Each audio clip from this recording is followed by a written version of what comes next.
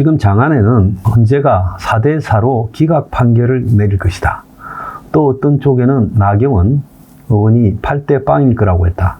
그건 전혀 어디서 그런 말을 했는지 신뢰 있는 말은 아닙니다. 좌우간 8대0부터 4대4라 이야기까지 돌아다니고 있는데, 저는 헌재의 지금 내부에 돌아가는 사정에 대해서 이재명이나 민주당이 상당히 빠꼼하다고 봅니다. 그래서 헌재 내부에 깊이 빨대를 대고 있지 않으면 있을 수 없는 일들이, 즉 민주당이 원하는 방식으로 착착 돌아가고 있어요.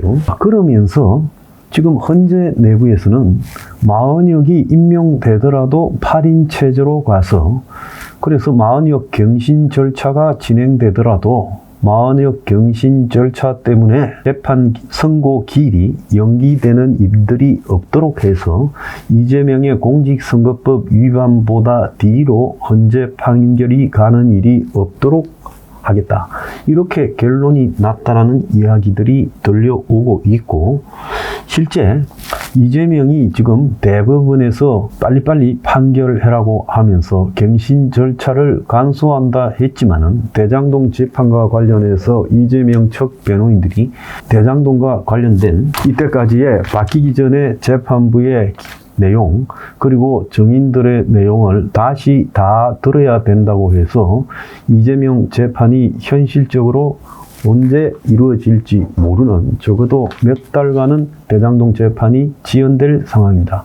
그래서 일부 변호사들이 대법원에서 갱신 절차 간소화를 말했지만 그것이 권력청의 재판에서는 통하지 않는다라는 것을 우리가 알 수 있죠. 그래서 윤 대통령 측에서 강하게 반발하면 갱신 절차가 적어도 몇 주는 걸립니다. 그러니까 마은혁을 포기하고 가겠다. 그래서 민주당이 10만인 국민 고발단으로 마은혁을 고발하겠다고 겁만 주는 척 하고 있지. 그래서 민주당이 마은혁을 임명하지 않는 최상목을 고발하겠다, 10만 국민 고발단을 만들겠다고 서명운동에 들어갔다. 지금 선고가 내주인데, 내주 화요일 날 있을지도 모르는데 언제 10만 고발단을 이렇게 모아가지고 언제 고발에 들어갑니까?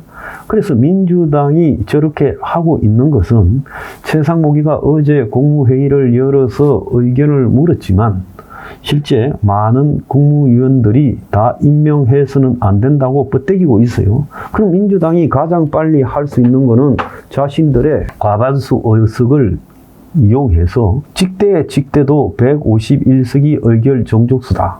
그래서 국회에서 그 의결 종족수와 관련된 결의안 채택에서 곧바로 최상목을 탄핵시켜 버리는 것이 답일 겁니다.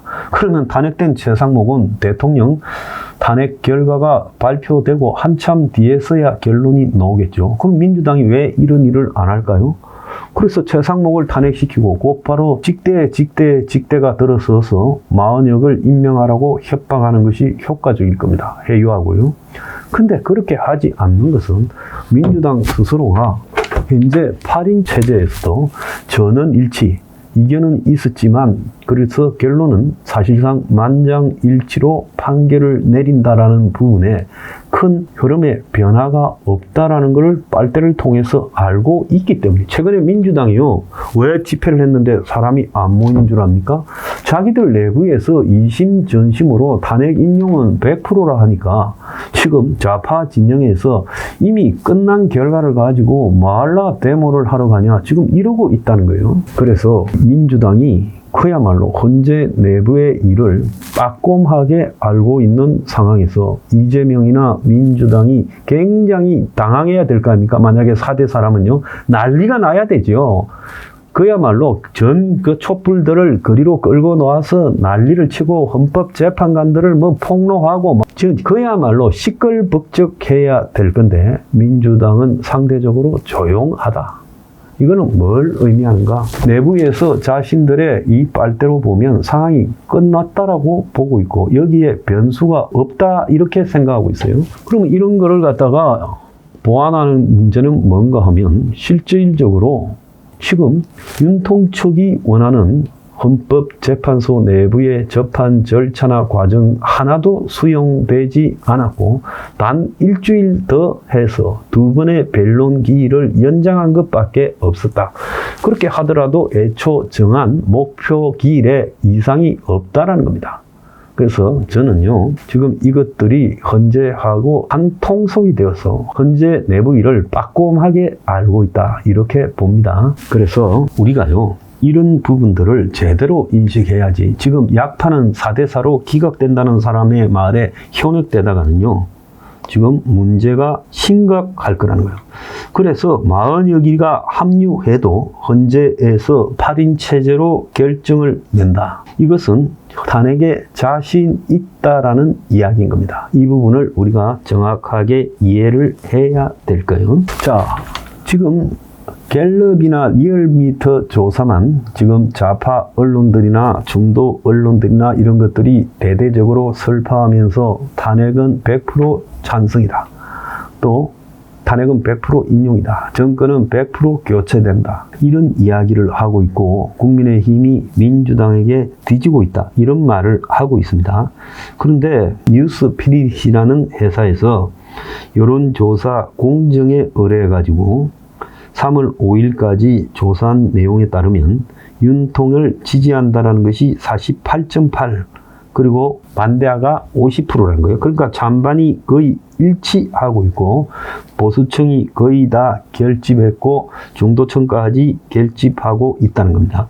서울은 긍정이 부정을 50.8대 48.3으로 앞서고 있고 경기 인천에서도 긍정이 50.9, 부정이 48.2고 영남은 말을 할 것도 없어요. 심지어 호남에서도 긍정이, 즉 대통령에 대한 지지가 34.5가 나왔다는 겁니다. 자, 뉴델리가 어제 발표한 여론조사에 보면요, 윤통 지지율이 46.9로 지금 크게 차이가 나지 않습니다. 파이낸스 투데이 조사가요. 국민의힘이 44.3으로 민주당의 7.4%가 앞서고 있다.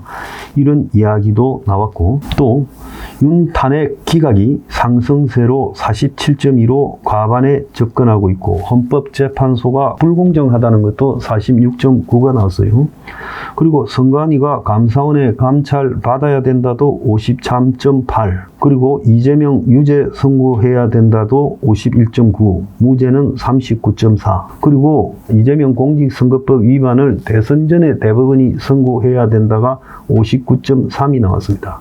그리고 대통령 불소추 특권 취임해도 재판을 계속해야 된다. 이재명이가 만약에 당선된다 해도 재판을 계속 받아야 된다가 46.8이 나왔습니다. 임기까지 중지는 41.5예요. 자, 성낙인 전 서울대 총장이 오늘 인터뷰한 내용에 보면 이재명은 소가 기소고 추가 재판이라고 이야기를 하는데 성낙인 총장께서는 소추는 검찰의 기소를 의미한다고 제가 말한 것과 똑같은 말을 했고 재판이 아니다.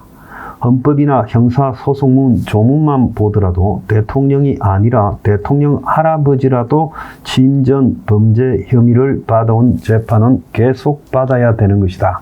이렇게 정리를 했습니다.